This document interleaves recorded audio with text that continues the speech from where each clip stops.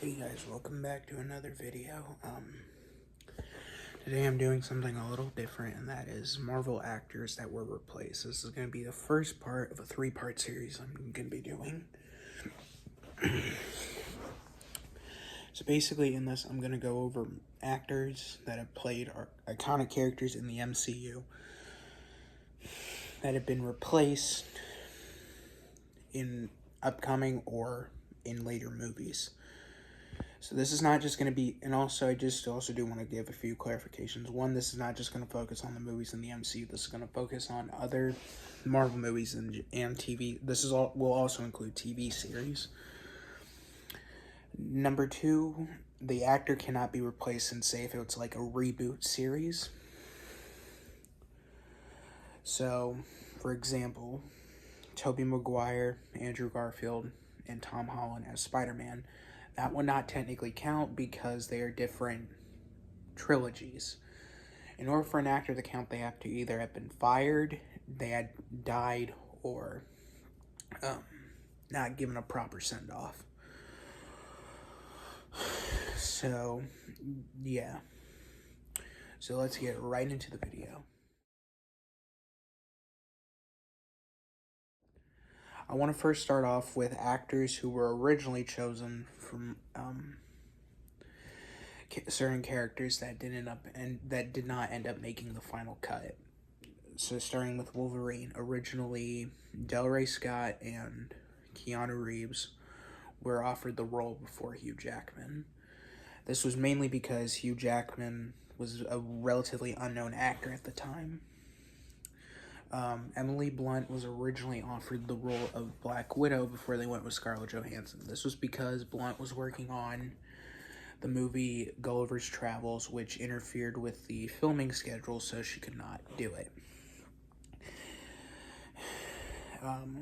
Fandral was originally offered to Zachary Levi for the first film before they went with Josh Dallas.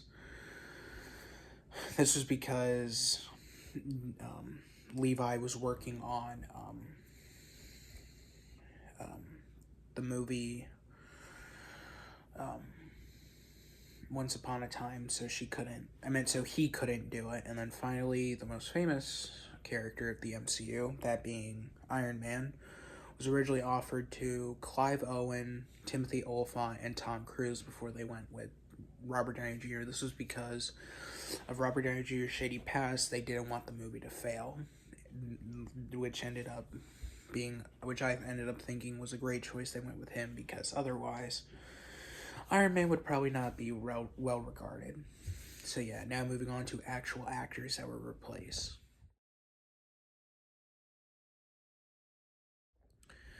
The first one we're going over is the most well-known actor to be replaced in the MCU.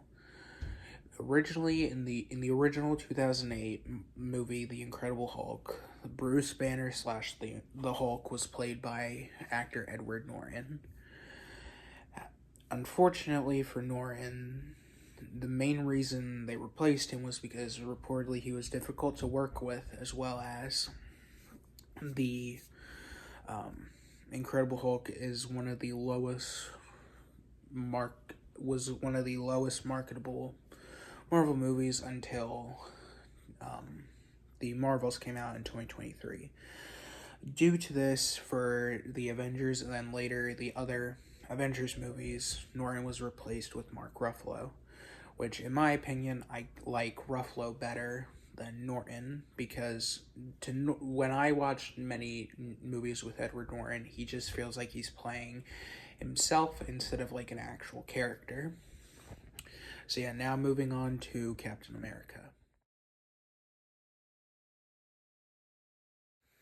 In the 2011 film Captain America, The First Avenger, Captain America was played by American actor Chris Evans, who would later go on to play the character for a further for a further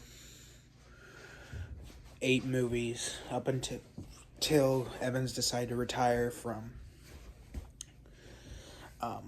the Avengers in Avengers Endgame, as he had been with them since 2005 with the Fantastic Four.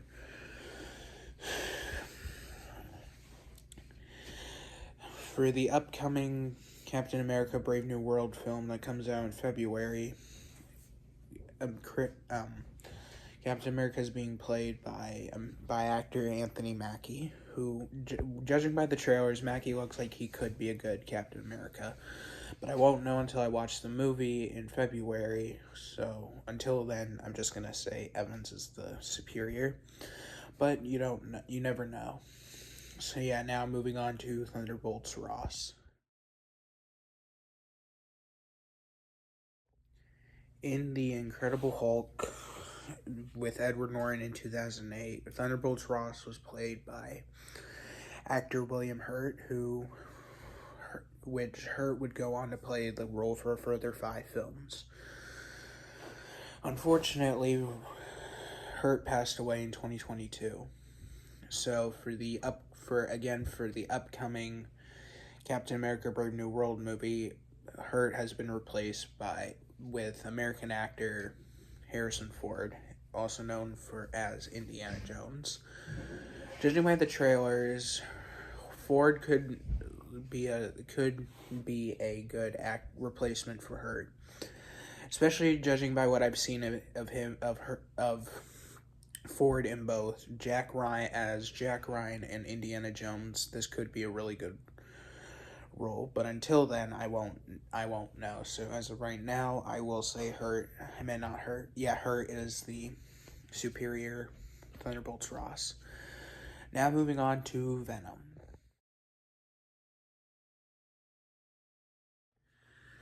In Sony's Venom trilogy, many fans noticed that Venom's voice was severely different from the first film in Let There Be Carnage and The Last Dance, and this is for several reasons. In the first film, Venom was played by 2 actors, that being Tom Hardy, who also did Eddie Brock for the trilogy, and Brad Venable. Sony combined Hardy and Venable's voice into one. Unfortunately for Venable, he was not credited as Venom's voice, and in 2021, he had passed away.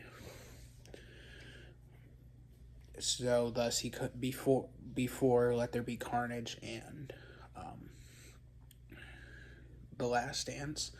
So instead of trying to find a new voice, Hardy just did both Eddie Brock and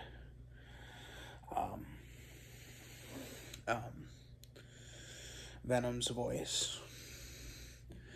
It's not an entirely bad voice, but it's definitely noticed that his voice is more chilling in the first Venom movie. Now moving on to William Stryker.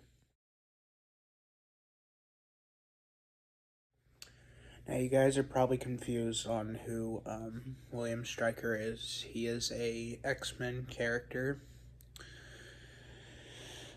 who appeared in the first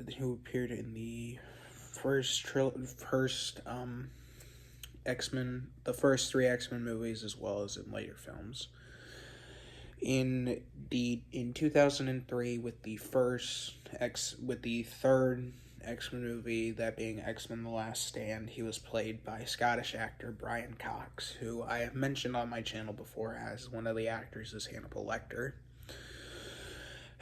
However, for unknown reasons, when it came time for X-Men Origins Wolverine,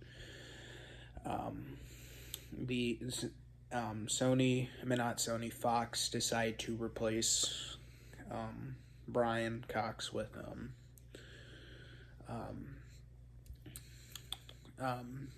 actor Danny Houston. From my point of view, I definitely do think that Cox had a little bit more pizzazz to his portrayal as Stryker, and that's mainly due to the fact that he's known for playing villains or menacing roles.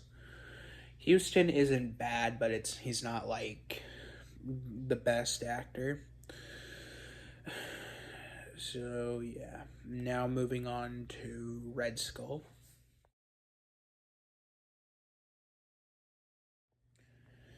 In 2011, for Captain America the First Avenger, Red Skull was played by actor Hugo Weaving.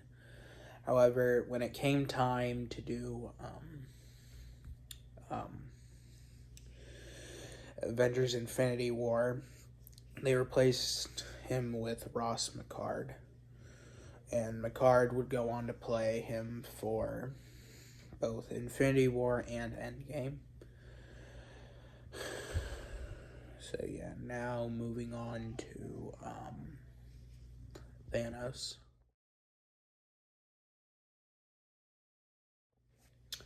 From Avengers Age of Ultron to Avengers Endgame, Thanos was played by actor Josh Brolin. However, what many people don't know is that for the end credits of the Avengers in 2012, Thanos was not actually played by Brolin.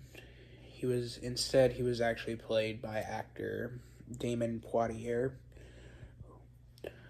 However, when it came time to do it, they replaced him with Brolin, mostly probably due to the fact that he was a more popular actor. It was unspecified. From what I could find, it was unspecified. However, that's a genuine, usually, reason why actors are usually replaced. Yeah, but judging by the scenes that Brolin and Poitier played Thanos, Poitier's performance is kind of but that's just mainly because he's only shown for a little bit. Brolin definitely plays him like he's a villain, which inevitably he is. So yeah, now moving on to Nick Fury.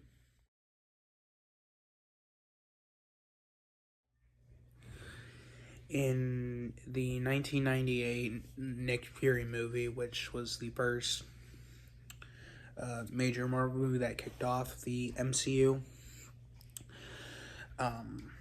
Nick Fury was played by actor David Hasselhoff, who you guys know from the SpongeBob movie. However, when it came time for the Avengers, they replaced Hasselhoff with Samuel L. Jackson. This was mainly due to the fact that the black Nick Fury was starting to become more popular in the comics, at least. So they decided to do that as more people would watch it and not think the movie was like woke, or pretty much woke. They would have thought it as woke. But so yeah, me personally, I think Jackson did a better version. That's just mainly because Hasselhoff doesn't really kind of plays it like he's playing like Superman, in my opinion. But I do personally think Jackson has that like serious like edge to him that most Marvel characters do need. So yeah, now moving on to Kingpin.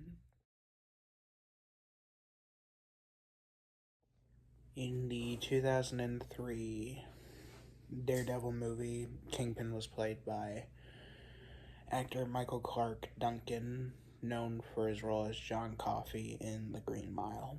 Unfortunately, Duncan passed away from respiratory failure in 2012. So when it came time for the Netflix Daredevil TV series, he was replaced by Vincent D'Onofrio, known for his role in Law and Order. Judging by the two actors, I personally think Duncan played the role better, and that's mostly because he plays it similar to the comic books, as well as he has the same look in the comic books as Kingpin. So yeah, now moving on to Daredevil.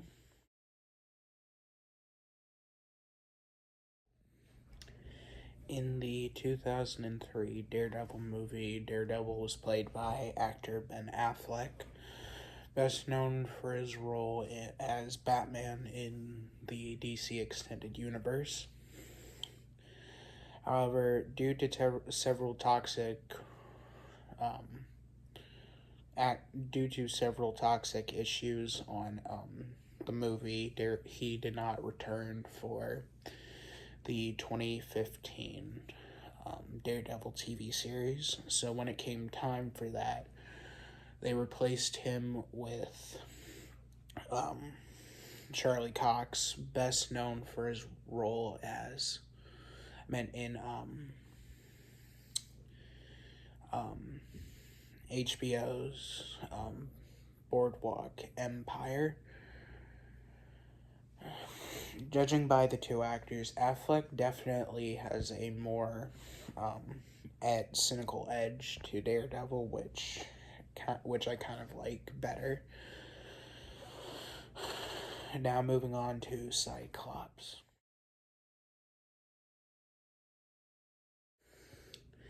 In the original X-Men the Animated TV series, Cyclops was played by actor Norman Spencer. However, unfortunately, Spencer passed away in 2020. So when it came time for X-Men 97 that was released last year, they replaced him with actor Ray Chase. Judging by both actors, Chase's voice is a little more deeper, but they are relatively the same. Now moving on to Magneto. In the original X-Men the Animated Series, Magneto was played by actor David Helblin.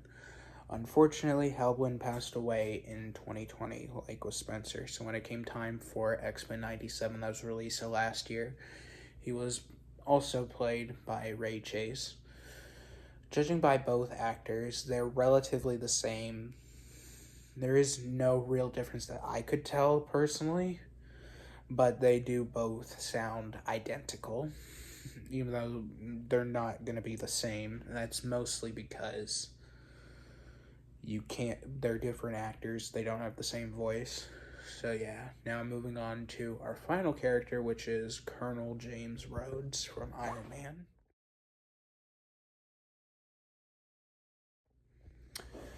In the first Iron Man movie, Colonel James Rhodes was played by actor Terrence Howard. However, due to salary issues between Howard and Robert Downey Jr., Disney decided to fire Howard, and for Iron Man 2 and Iron Man 3, they replaced him with Don Cheadle. Judging by both characters, I definitely do think Howard had the